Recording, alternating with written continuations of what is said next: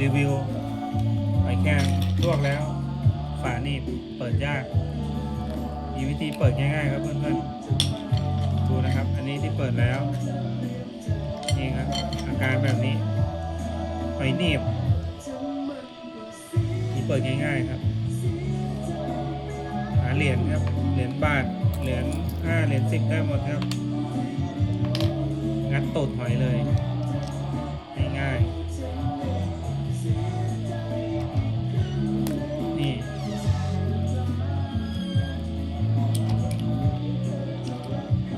ได้นะครับเพื่อน